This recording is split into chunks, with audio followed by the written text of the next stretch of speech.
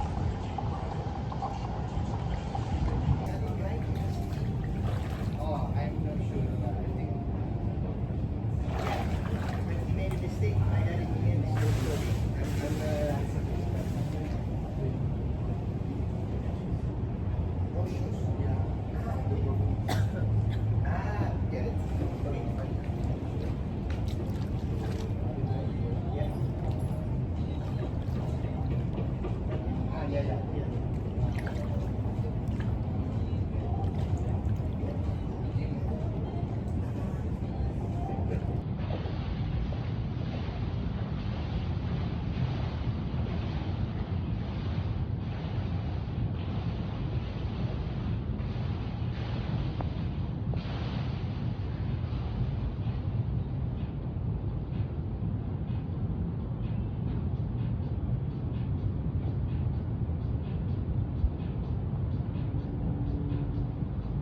Nakakabingi. 48 from 48th floor. This is Bukit Bintang. You guys, it's a crowded place. Pero maganda.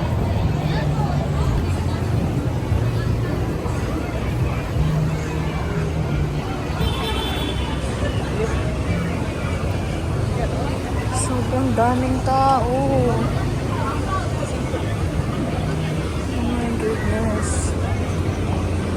Pupuntahan tayong cafe. Hindi tayo labas doon. Maganda yung view.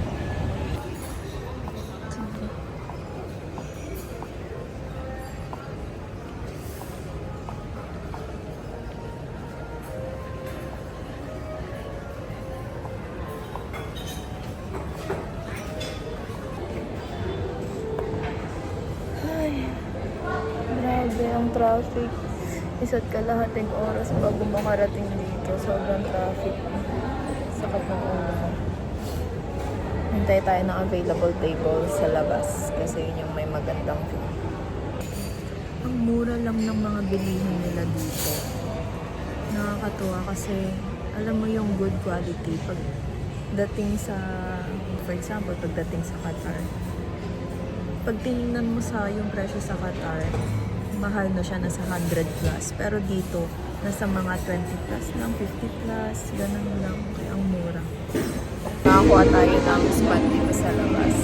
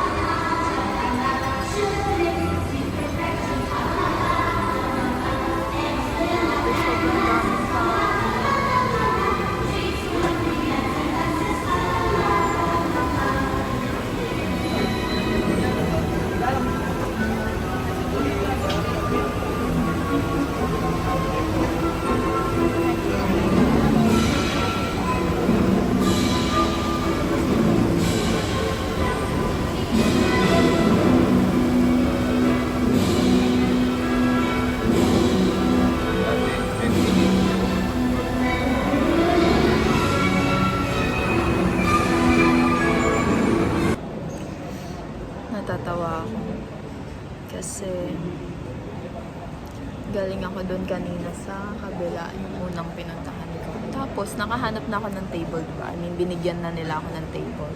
Tapos, sa harap ko kasi may magandang spot na dikit talaga siya sa, sa ganito. Dikit talaga sa glass. So, sabi, umalis na yung nakaupo doon. So, sabi ko, kung pwede bang lumipat ako, kakaupo ko lang din naman doon sa, sa table na yun. Sabi ko, okay lang ba, lumipat ako. Sabi, ay, hindi po pwede kasi may naghihintay na customer. Sabi ko, ganun pala yung nila dito. Sa customer service na, as long as available yung table, hindi naman siya ni-reserve. Thank you. Hindi naman siya ni-reserve. So, kung ano yung re-request lang talaga dapat yung ibibigay. So, ganun yung ginawa nila. Hindi nila ako pinagbigyan. Tapos nag-order na ako sa kanila. Naghihintay, I mean, kaka-place ko lang ng order. Ginawa ko, alis na ako. Ngayon, nandito ako sa mas masarap tuloy at mas mura na mga pagkain. Tingnan mo yan, Ang mura lang, Mi. Ang mura lang. Mas masarap pa. Okay lang, nakapag-video naman ako dun. Look at that.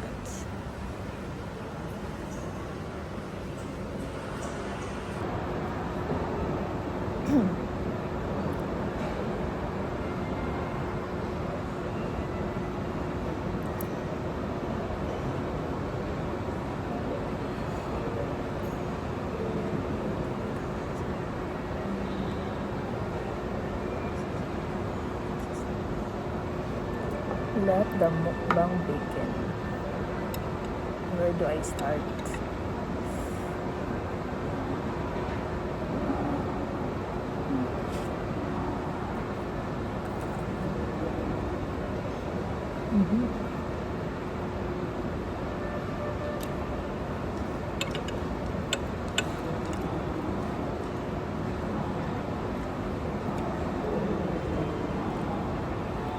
Wow.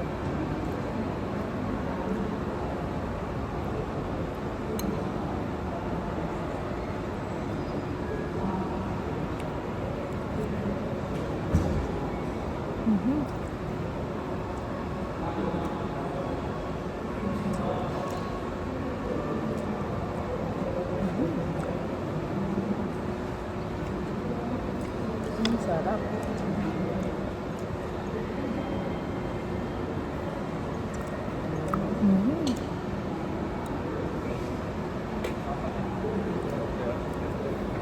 Thank you.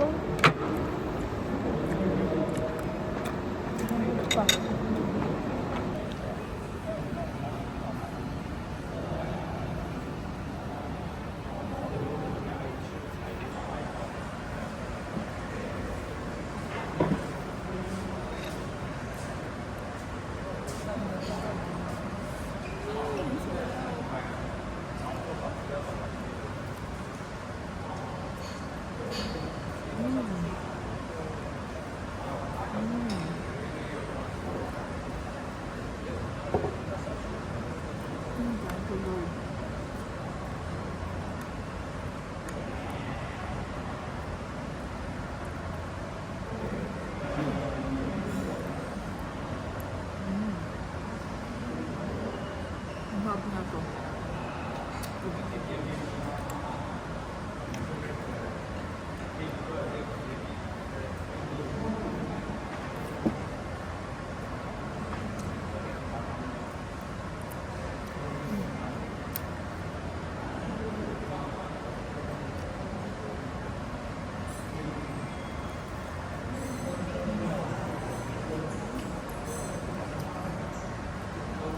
Actually, ang sarap ng mga pagkain dito sa Malaysia. For me, mas masarap pagkain nila kasi sa Vietnam.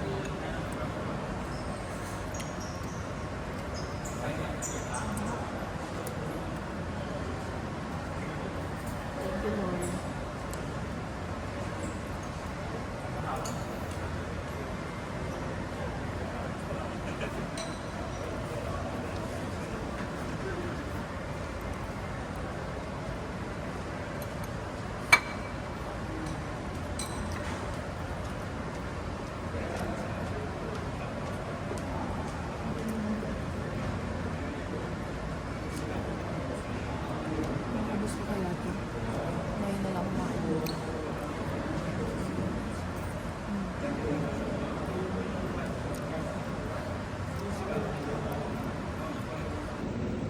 Juan ay